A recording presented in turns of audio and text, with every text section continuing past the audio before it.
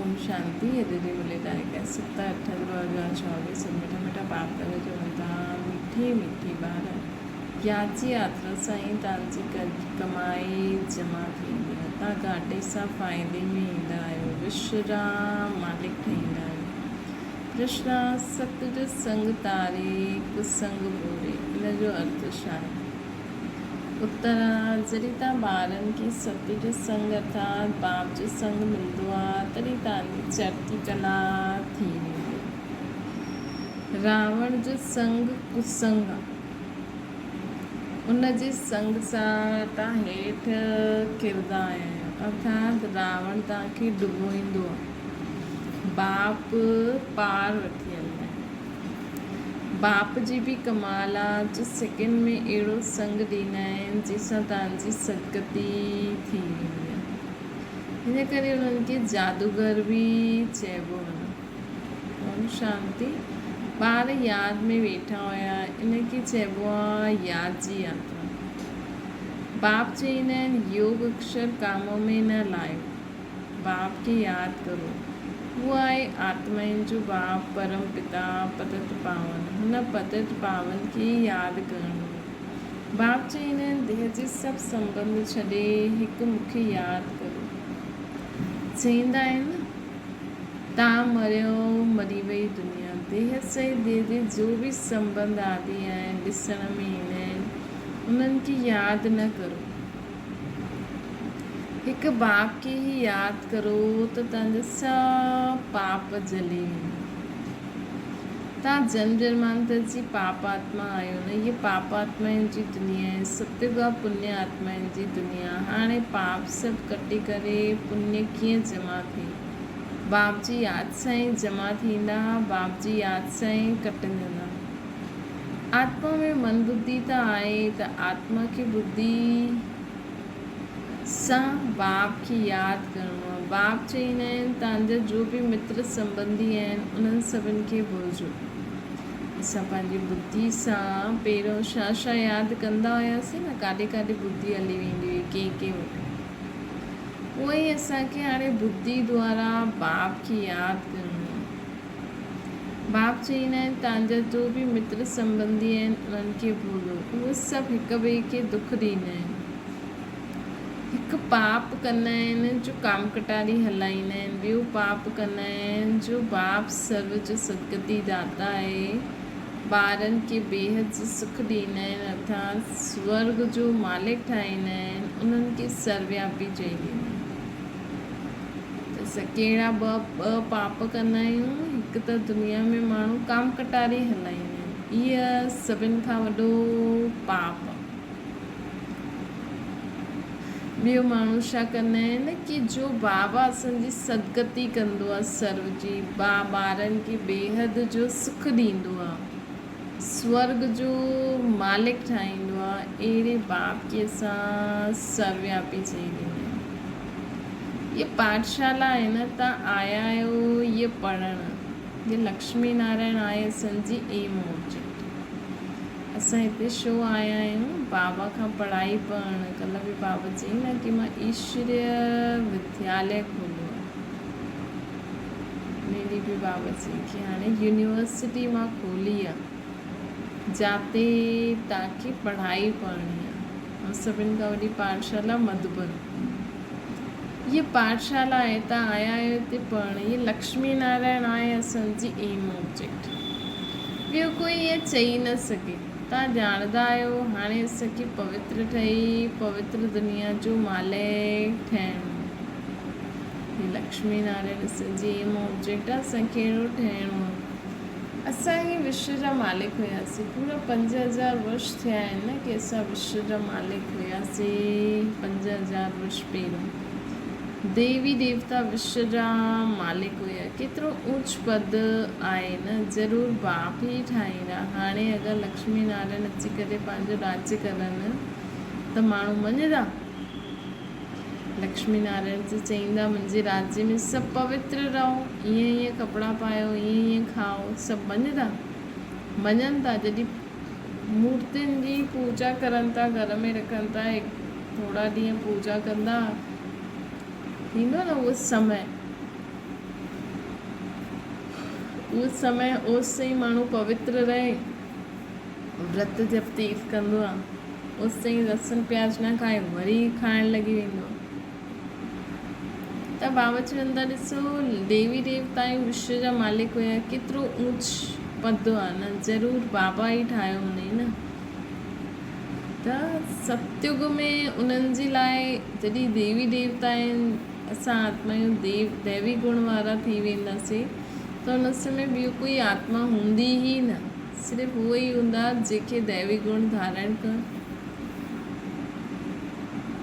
सुठो लॻंदो, ऐं जो दैवी गुण धारण करण जी पढ़ाई पढ़ंदे पढ़ंदे बि फेल थी वेंदो। बाबा चईंदा आहिनि ज़रूरु इहे मां ई तव्हांखे ठाहींदुमि न। बाप खे ई परमात्मा चइबो आहे न, उन्हनि जो असुलु नाम शिव आहे।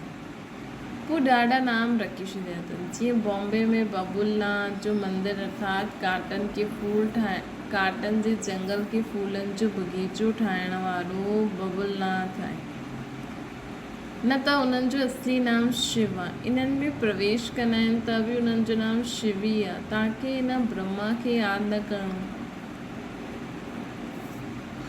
इहे त देहदारी आहे न। तव्हांखे यादि करिणो आहे विदेही शिव बाप खे।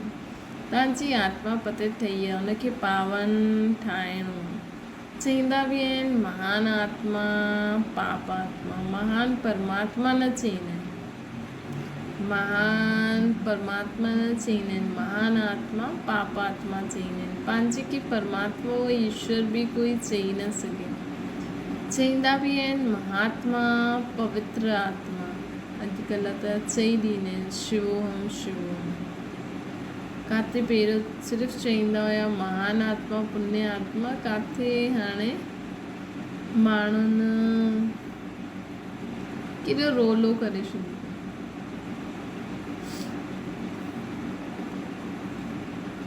बाबा चईंदा आहिनि कि महान परमात्मा न चईंदा आहिनि, पंहिंजे खे परमात्मा व ईश्वर बि कोई चई न सघे, लेकिन हिते चईंदा आहिनि। चईंदा बि आहिनि महात्मा पवित्र आत्मा। सन्यासी सन्यास कंदा आहिनि, इन करे पवित्र आत्मा आहिनि। बाप सम्झाईंदा आहिनि उहो बि सभई पुनर्जन्म वठंदा आहिनि, देहधारियुनि खे पुनर्जन्म ज़रूरु वठिणो पए। विकार सां जन्म वरितो, पोइ वॾा बालिक थी विया त पोइ वापसि सन्यास करे वठंदा आहिनि। देवताउनि खे हीअं न चईंदासीं, उहे त सदैव एवर पवित्र आहिनि। बाप हाणे असांखे असुर खां दैवी ठाहींदा आहिनि न। दैवी गुण धारण करण सां दैवी संप्रदाय ठाहींदा। त हाणे हिते दैवी संप्रदाय ठहे थी। दैवी संप्रदाय रहंदी आहे सतयुग में, आसुरी संप्रदाय रहंदी आहे कलयुग में। हाणे त आहे संगम युग, हाणे तव्हांखे बाप मिलियो आहे। चईंदा आहिनि हाणे तव्हांखे वरी दैवी संप्रदाय वारो ठहिणो आहे ज़रूरु। बाप चईंदा आहिनि हाणे तव्हांखे मां मिलियो आहे त हाणे तव्हांखे वरी दैवी संप्रदाय ठहिणो आहे ज़रूरु। हाणे बाप असां वटि छो आया आहिनि, असांखे वरी देवी देवता ठाहिण वारा। तव्हां हिते आया आहियो दैवी संप्रदाय ठहिणु। दैवी संप्रदाय वारनि खे अथाह सुख आहे न, दुनिया खे चइबो आहे हिंसक। देवताऊं आहिनि अहिंसक। बाप चईंदा आहिनि मिठे रूहानी ॿार बाप खे यादि करो। तव्हांजो जो गुरु माण्हू आहिनि उहे बि सभु देहधारी आहिनि। हाणे तव्हां आत्माउनि खे परमात्मा खे यादि करिणो आहे। सुख तॾहिं मिलंदो जॾहिं तव्हां पुण्य आत्मा ठहींदो। 84 जन्मनि खां पोइ तव्हां पाप आत्मा ठही वेंदो। असां 84 जन्मनि खां पोइ पाप आत्मा ठही वेंदा आहियूं। हाणे तव्हां पुण्य आत्मा, पुण्य जमा कंदा आहियो, योग सां पापनि खे ख़तमु कंदा आहियो न। इहे यादि जी यात्रा सां तव्हां विश्व जा मालिक ठहींदा आहियो। तव्हां विश्व जा मालिक हुयव त सही, उहा पोइ काॾे विया, इहे बि बाप ॿुधाईंदा आहिनि। तव्हां 84 जन्म वरितो, सूर्यवंशी चंद्रवंशी ठहियो। चईंदा बि आहिनि न भक्ति भक्ति जो फल भगवान ॾींदो। तव्हां 84 जन्म वरिता, सूर्यवंशी चंद्रवंशी ठहियो। चईंदा बि आहिनि भक्ति जो फल भगवान ॾींदा आहिनि। भक्ति भगवान कोई देहदारी खे न चइबो, उहो त निराकार शिव आहे न। उन्हनि जी शिवरात्रि मल्हाईंदा आहिनि त ज़रूरु ईंदा आहिनि न, परंतु चईंदा आहिनि मां तव्हांजे सदृश जनम न वठंदो आहे, मूंखे शरीर जो लोन वठिणो पवंदो। मूंखे पंहिंजो शरीर न आहे, अगरि हुजे हा त उनजो नाम हुजे हा न ब्रह्मा नाम, त इन्हनि जो पंहिंजो आहे। इन्हनि संन्यास कयो तॾहिं नाम ब्रह्मा रखियो। तव्हां आहियो ब्रह्म कुमार कुमारियूं, न त ब्रह्मा किथां आहियो? ब्रह्मा आहे शिव जो बेटो। शिव बाबा पंहिंजे ॿार ब्रह्मा में प्रवेश करे तव्हांखे ज्ञान ॾींदा आहिनि। ब्रह्मा विष्णु शंकर बि इन्हनि जा ॿार आहिनि। निराकार बाप सां निराकार बाप जा सभु ॿार निराकार आहिनि। निराकार बाप जा सभु ॿार निराकार आहिनि। आत्मायूं हिते अची करे शरीर धारण करे पाठ वॼाईंदियूं। बाप चईंदा आहिनि मां ईंदो ई आहियां पतितनि खे पावन ठाहिण, मां हिन शरीर जो लोन वठंदो आहियां। शिव भॻवान वाचिया आहिनि। श्री कृष्ण खे भॻवान न चईंदासीं, भॻवान त हिकु ई आहे। श्री कृष्ण जी महिमा ई अलॻि आहे। पहिरियों नंबर देवता आहे राधे कृष्ण, जो स्वयंवर खां पोइ लक्ष्मी नारायण ठहींदा। हाणे असां बाबा खे यादि करे बाबा जहिड़ो ठहूं था, पोइ असां राधे कृष्ण ठहींदासीं, पोइ लक्ष्मी नारायण ठहींदासीं। परंतु इहे कोई ॼाणंदो न आहे। राधे कृष्ण जो कंहिंखे बि पतो न आहे, उहो पोइ काॾे हली आहे। राधे कृष्ण जी स्वयंवर खां पोइ लक्ष्मी नारायण ठहींदा आहिनि। राधे कृष्ण जी स्वयंवर खां पोइ लक्ष्मी नारायण ठहींदा आहिनि। ॿई अलॻि अलॻि महाराजनि जा ॿार हूंदा। हुते अपवित्रता जो नाम न आहे। ईश्वर जी 5 विकार रूपी रावण ई न आहे।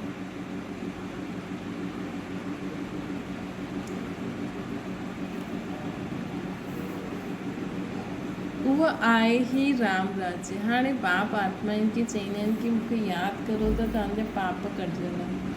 तव्हां सतो प्रधान हुयो, हाणे तमो प्रधान ठही आया आहिनि, घाटो पइजी वियो आहे, पोइ जमा करिणो। भॻवान खे सर्वव्यापी बि चई ॾींदा आहिनि। कोई वीरलो उन्हनि सां वापार करे, जादूगर बि उन्हनि खे चइबो आहे न। कमाल कंदा आहिनि जो सॼी दुनिया जी सदगति करे ॾींदा आहिनि। सभिनि खे मुक्ति जीवन मुक्ति ॾींदा आहिनि। जादू जो खेल आहे न, मनुष्य खे ॾेई न सघे। तव्हां 63 जन्म भक्ति कंदा आया आहियो। हिन भक्ति सां कोई जी बि सदगति न थी सघे। हिन भक्ति सां कोई सदगति पाई आहे? कोई आहे जो सदगति ॾे? थी सघंदो आहे? बाबा चवनि था चेक करो, कोई आहे जो असांखे सदगति ॾेई सघंदो आहे? हिकु बि वापसि न वञी सघंदो। हिकु बि वापसि न वञी सघंदो आहे। बेहद जो बाप ई अची करे सभिनि खे वापसि घर वठी वेंदा आहिनि परम धाम। कलयुग में अनेक राजायूं हूंदा आहिनि। बेहद जो बाप ई सभिनि आत्माउनि खे पाण सां गॾु घर वठी हलंदा आहिनि। कलयुग में अनेक राजायूं आहिनि। हुते तव्हां थोरा राज्य कंदा। हाणे बि कलयुग में अनेक राजायूं आहिनि न, प्रिंसेस। हुते त असां ॾाढा थोरा हूंदासीं। बाक़ी सभु आत्मायूं मुक्ति धाम में हली वेंदियूं। कलयुग में अनेक राजायूं आहिनि। बाक़ी सभु हिते थोरा आहिनि। बाक़ी सभु आत्माएं हुते सतयुग में थोरा हूंदा। बाक़ी सभु आत्मायूं मुक्ति धाम में हली वेंदियूं। तव्हां वेंदा ई आहियो जीवन मुक्ति धाम वाया मुक्ति धाम। अहिड़े असां मुक्ति धाम में वेंदासीं, पोइ जीवन मुक्ति धाम में ईंदासीं। ये चक्कर फिरंदो ई रहंदो आहे। हाणे त आत्माउनि खे दर्शन थियो हिन सृष्टि चक्कर जो, रचयिता ऐं रचना जे आदि मध्य अंत जो। तव्हां ही हिन ज्ञान सां नर सां श्री नारायण, नारी सां श्री लक्ष्मी ठहींदा आहियो न। देवताउनि जी राजधानी स्थापना थी वई, पोइ तव्हांखे ज्ञान जी दरगाह ई न रही। असां देवी देवताउनि जी राजधानी स्थापना थी वेंदी, पोइ असांखे ज्ञान जी दरगाह ई न रही। भक्तनि खे भॻवान फल ॾिनई, अधु कलाक सुख, पोइ रावण राज्य में दुख शुरू थींदो आहे। आहिस्ते आहिस्ते सीढ़ी उतरंदा रहंदा आहिनि।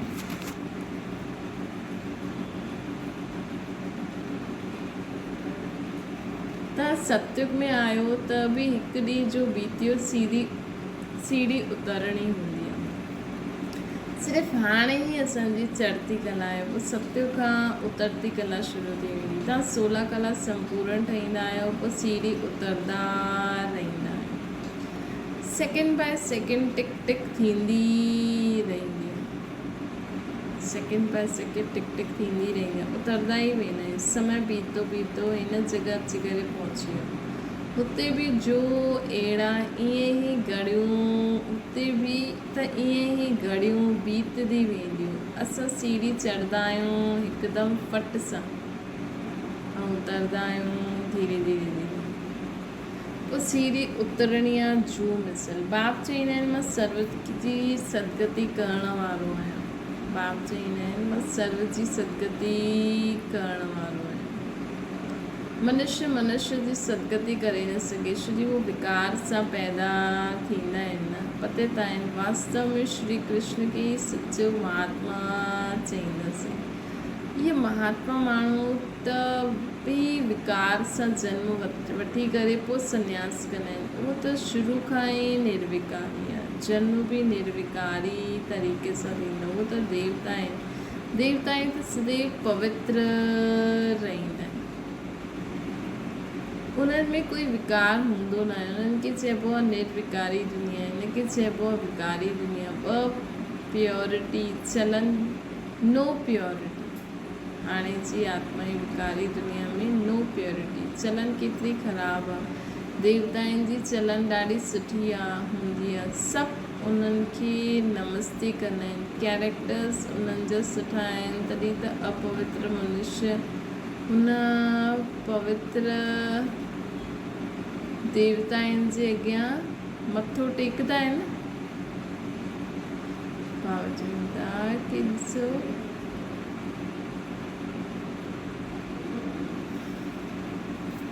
बाबा चवनि था ॾिसो इनखे चइबो आहे विकारी दुनिया, जिते न्यू प्योरिटी आहे। चलन केतिरी ख़राबु आहे, देवताउनि जी चलन केॾी सुठी हूंदी न, सभु उन्हनि खे नमस्ते कंदा आहिनि। कैरेक्टर्स उन्हनि जा सुठा आहिनि, तॾहिं त अपवित्र मनुष्य उन पवित्र देवताउनि जे अॻियां मथो टेकंदा आहिनि।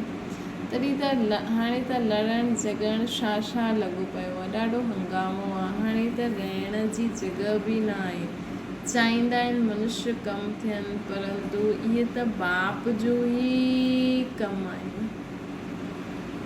चईंदा आहिनि कि मनुष्य कम थी वञनि, परंतु बाबा चवनि था इहे त मुंहिंजो ई कमु आहे पॉपुलेशन घटि करण जो।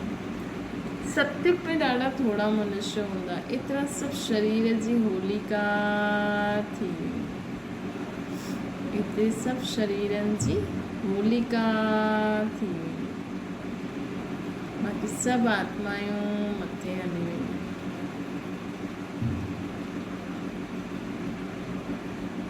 बाबा चवनि था कि बाक़ी सभु आत्मायूं मथे पंहिंजे स्वीट होम में विश्राम कंदियूं। एतिरी सी आत्मायूं रहंदियूं, बाक़ी सभु आत्मायूं मथे हली वेंदियूं, विश्राम कंदियूं। सजायूं त नंबरवार भोगदियूं ज़रूरु आहिनि। जो पूरो पुरुषार्थ करे विजय माला जो दाणो ठहींदो, उहो सजायुनि सां छुटिजी वेंदो। चुप बाबा चवनि था माला हिक जी त न हूंदी न, जंहिं उन्हनि खे अहिड़ो ठाहियो उहो फूल आहे। पोइ इहे मेरो प्रवृत्ति मार्ग त जोड़ी जी माला आहे, जोड़ी जी माला आहे, मतिलबु आत्माउनि जी सेम स्थिति हूंदी जॾहिं शरीर छॾंदा।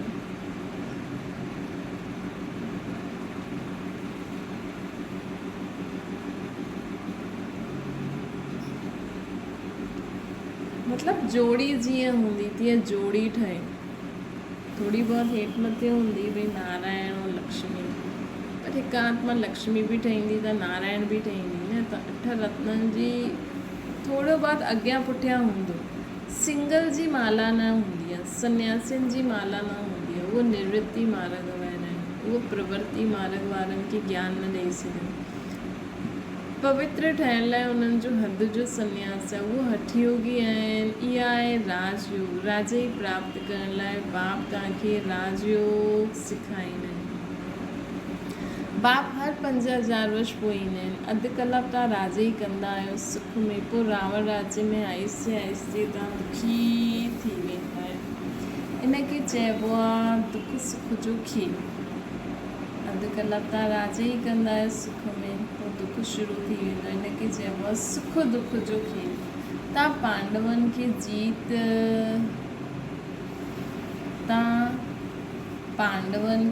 जीत पाराईंदा आहिनि बाबा। हाणे तव्हां पंडा आहियो न, घर वञण जी यात्रा कराईंदा आहियो कंहिंखे, आत्माउनि खे। उहा यात्रा त मनुष्य जन्म जन्मांतर कंदा आया आहिनि। हाणे तव्हांजी यात्रा आहे घर वञण जी। बाप अची करे सभिनि खे मुक्ति, जीवन मुक्ति जो रास्तो ॿुधाईंदा आहिनि। मुक्ति धाम में कीअं वञिणो आहे, जीवन मुक्ति धाम में कीअं अचिणो, हुनजो रास्तो ॿुधाईंदा आहिनि न बाबा। तव्हां जीवन मुक्ति में, बाक़ी सभु मुक्ति धाम में हली वेंदा। हाहाकार खां पोइ जय जयकार थींदी आहे न। असां जीवन मुक्ति में वेंदासीं, बाक़ी सभु मुक्ति धाम में वेंदा। हाणे कलयुग जो अंत आहे, आफ़तियूं त ॾाढियूं अचणियूं आहिनि, पोइ हुन समय ॾाढा याद जी यात्रा में रही न सघंदा, छोजी हंगामो ॾाढो थी वेंदो। इन करे पाप चईंदा आहिनि हाणे याद जी यात्रा खे वधाईंदा वञो त पाप भस्म थी वेंदा। पोइ जमा करो, सतो प्रधान त ठहिणो आहे न। बाप चईंदा आहिनि मां हर कल्प जे पुरुषोत्तम संगम युग ते ईंदो आहे। इहो त नंढो सो ब्राह्मणनि जो युग आहे। ब्राह्मणनि जी निशानी चोटी हूंदी आहे न। बाबा चईंदा आहिनि इहे त नंढो सो ब्राह्मणनि जो युग आहे, ब्राह्मणनि जी निशानी चोटी ॾेखारींदा आहिनि। ब्राह्मण देवता क्षत्रिय वैश्य शूद्र इहे चकर फिरंदो ई रहंदो आहे। ब्राह्मणनि जो ॾाढो नंढो कुल हूंदो आहे। हिन नंढे से युग में बाप अची करे असांखे पढ़ाईंदा आहिनि।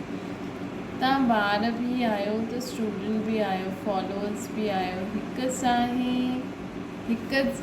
जा ई आहियो न। अहिड़ो कोई मनुष्य हूंदो न जो बाप बि शिक्षा ॾियण वारो टीचर बि हुजे, सृष्टि जे आदि मध्य अंत जो ज्ञान ॾींदो हुजे, पोइ साथ वठी वञण वारो सतगुरु बि हुजे। अहिड़ो कोई मनुष्य न आहे जो बाप बि हुजे, शिक्षा ॾियण वारो टीचर बि हुजे, सृष्टि जे आदि मध्य अंत जो ज्ञान ॾींदो हुजे, पोइ साथ वठी वञण वारो सतगुरु बि हुजे। अहिड़ो कोई मनुष्य न थी सघंदो। अहिड़ो कोई मनुष्य न थी सघंदो आहे। त बाबा असांखे चवनि था सत्युग में बि पहिरियों ॾाढो नंढो झाड़ हूंदो हुयो, बाक़ी सभु शांति धाम में हली वेंदा न। पहिरियों नंढो सो झाड़ हूंदो हो, बाक़ी सभु शांति धाम में हूंदा। बाप खे चईंदा आहिनि सर्व जो सदगति दाता। बाप खे सॾु कंदा आहिनि हे पतित पावन बाबा अचो। बाप खे सभु चईंदा आहिनि सर्व जो सदगति दाता। बाप खे सॾु कंदा आहिनि पतित पावन अचो। ॿी तरफ़ चईंदा आहिनि भॻवान कुते ॿिली पथर टिकर परमात्मा सभिनि में। काथे त सॾु कंदा आहिनि, काथे चईंदा आहिनि हिननि में ई आहे। बेहद जो बाप जे करे अपकार कंदा आहिनि। बेहद जो बाप जो अपकार कंदा आहिनि। बेहद जो बाप अपकारनि ते बि उपकार कंदा आहिनि। दुनिया वारे बेहद जे बाप जो अपकार कंदा आहिनि, इंसल्ट कंदा आहिनि, ऐं बाबा अची करे उपकार कंदा आहिनि। बाप जो विश्व जो मालिक ठाहींदा आहिनि, उन्हनि खे डिफेम कंदा आहिनि। इहे ई चईंदा आहिनि, इनखे ई चइबो आहे रावण जो संग दोष। इन खे चइबो आहे रावण जो संग दोष। मेरी बाबत जी न संग दोष ते भी विजय प्राप्त कई। माया जी, प्रकृति जी, वायुमंडल वाइब्रेशन जी, स्वभाव संस्कार जी, संग दोष जी, मतलब अहिड़े के संग में असां न फसूं। रावण जी सत जो संग तारे संग डुबोए। रावण राज्य शुरू थींदो आहे त तव्हां किरण लॻी वेंदा आहियो। बाप अची करे तव्हांजी चढ़ती कला कंदा आहिनि। बाप अची करे मनुष्य खे देवता ठाहींदा आहिनि त सर्व जो भलो थी वेंदो आहे। हाणे त सभु हिते आहिनि, बाक़ी जो बि रहिया आहिनि उहे ईंदा रहंदा आहिनि। जेसि ताईं निराकारी दुनिया से सभु आत्मायूं अची वेंदियूं तॾहिं तव्हांजो इम्तिहान में बि नंबरवार पास थींदा वेंदा। जीअं ई आत्मा हेठि अची वेंदी सभु, बाबा मथे हली वेंदा, असां बि हली वेंदासीं। पोइ नंबरवार सभु आत्मायूं बाबा सां गॾु हली वेंदियूं। त जेसि ताईं निराकारी दुनिया सां सभु आत्मायूं अची वेंदियूं तेसि ताईं तव्हां इम्तिहान में बि नंबरवार पास थींदा वेंदव। इनखे चइबो आहे रूहानी नॉलेज। रूहानी बाप रूहानी ॿारनि खे पढ़ाइण ईंदा आहिनि। रावण राज्य आयो त पोइ शरीर छॾे, रावण राज्य आयो त पोइ शरीर छॾे अपवित्र राजा ठहियो ऐं पवित्र देवताउनि जे अॻियां मथो टेकण लॻियो। पोइ बाबा चवनि था जीअं ई रावण राज्य आयो त उहो धीरे धीरे जीअं त्रेता ख़तमु थियो, जीअं हाणे संगम सत्युग शुरू थींदो। लेकिन जॾहिं कृष्ण जो जनमु हूंदो तॾहिं पुराणे शरीर वारी आत्मायूं बि कुझु रहींदियूं। पोइ जॾहिं सभु पुराणे शरीर वारी आत्मायूं ख़तमु थी वेंदियूं तॾहिं खां वन संवत शुरू थींदो लक्ष्मी नारायण जे राज्य में। त्रेता जे बि अंत में जो आत्मायूं 33 करोड़ वारी योग बल वारी आत्मायूं हूंदियूं, जंहिंजो योग बल वारे शरीर वारो आत्मा हूंदो। त द्वापर युग खां जॾहिं विकारी सिस्टम शुरू थींदो आहे तॾहिं कुझु त योग बल वारी आत्माउनि जो शरीर हूंदो न। त बाबा चवनि था रावण राज्य आयो त पोइ शरीर छॾे अपवित्र राजा। पोइ जॾहिं उहो पंहिंजो योग बल वारो शरीर छॾंदियूं न पोइ अपवित्र राजा ठहींदियूं। तॾहिं खां अपवित्र राजा ठहींदियूं। पवित्र देवताउनि जे अॻियां मथो टेकण लॻियूं। पवित्र देवताउनि जे अॻियां मथो टेकण लॻियूं। आत्मा ई पतित अथवा पावन ठहींदी आहे। आत्मा पतित त शरीर बि पतित हूंदो। सचो सोने में खाद पइजी आहे त खाद जो जेवर बाबा चवंदा आहिनि। आत्मा ई पतित अथवा पावन ठहींदी आहे। आत्मा पतित त शरीर बि पतित हूंदो आहे। सचे सोने में खाद पईंदी आहे त खाद जो जेवर थी वेंदो। हाणे आत्मा में खाद निकिरे कीअं? आत्मा में खाद निकिरे कीअं? योग अग्नि सां खाद निकिरे। उन सां तव्हांजा विक्रम विनाश थी वेंदा। आत्मा में चांदी तांबो लोहो पइजी वियो आहे। इहे खाद आहे। आत्मा सचो सोनो हाणे झूठी थी वई आहे। उहो खाद निकिरे कीअं? योग अग्नि सां। बाप ज्ञान चिता ते विहारंदा आहिनि। सिवाय ज्ञान सागर बाप जी कोई ज्ञान चिता ते विहारे न सघे। हिकु ई मुरली में केॾी सारी ॻाल्हियूं अची। बाबा असांखे हिकु ई मुरली में केॾी सारी जॻह घुमाईंदो आहे, केॾी सारी नॉलेज ॾींदा आहिनि न। हाणे बाबा सत्युग जे बारे में ॿुधाइनि था, वरी द्वापर जे बारे में। हाणे बाबा आत्मा में कीअं खाद पइजी वई, कीअं असांखे योग अग्नि जे रूप में योग था सदा हिकु बाप जी यादि रहे। बाप ज्ञान सिताते व्यार दें सिवाय ज्ञान सागर बाप जे ॿियो कोई ज्ञान सिताते व्यारे न सके। मनुष्य भक्ति में केतिरी पूजा कंदा रहंदा आहिनि लेकिन कंहिंखे ॼाणंदा न आहिनि। हाणे तव्हां सभिनि खे ॼाणे विया आहिनि, तव्हां सभु देवता ठहींदा आहियो, पोइ तव्हांखे पूजा जी ॻाल्हि ई ख़तमु थी वेंदी। असां सभु देवता ठही वेंदा आहियूं त पूजा जी ॻाल्हि ई ख़तमु थी वेंदी आहे। जॾहिं रावण राज्य शुरू थींदो आहे तॾहिं भक्ति बि शुरू थींदी आहे। अच्छा मीठी मीठी सिकिल जे ॿारनि प्रति माता पिता बाप दादा जो यादि प्यार ऐं गुड मॉर्निंग। रूहानी बाप जी जे सभिनि रूहानी ॿारनि खे नमस्ते। असांजी बि रूहानी माता पिता बाप दादा खे यादि प्यार गुड मॉर्निंग ऐं नमस्ते।